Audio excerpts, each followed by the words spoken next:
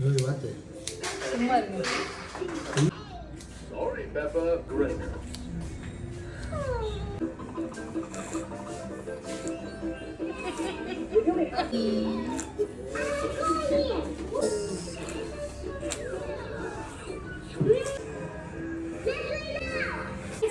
கண்ணு மூடு.